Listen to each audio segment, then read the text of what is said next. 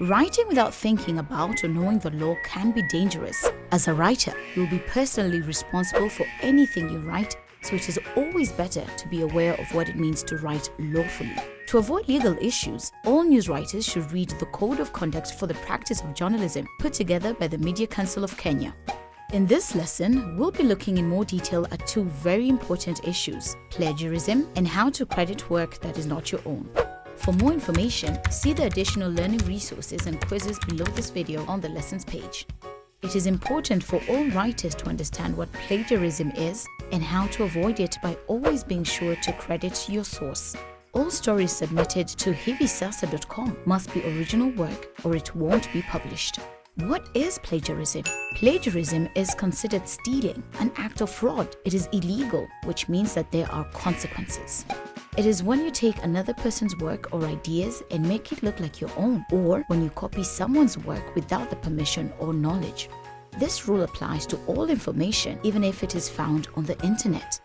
To know when and how to obtain permission, check the written lesson below the video. Just because something is easy to access and may not be considered official does not mean it is okay to copy or claim it as your own. Always let your audience know where the information you found came from and who was responsible for the original content. This is what we call crediting your source. When using quotes, it is also important to report who said what and when.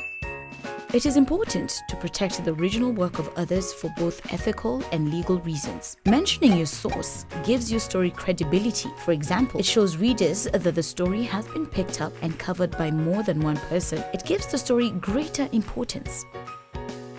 Consequences of plagiarism.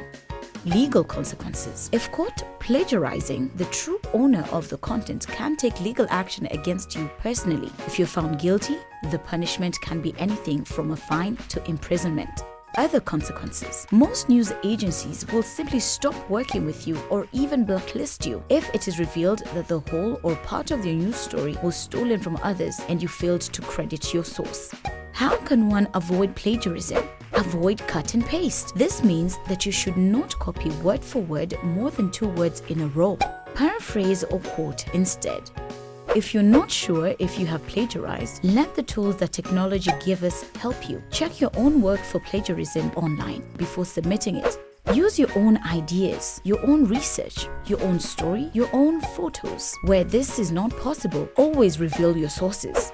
If you have used someone's photo, don't forget to include the name of the photographer or the source in the photo caption.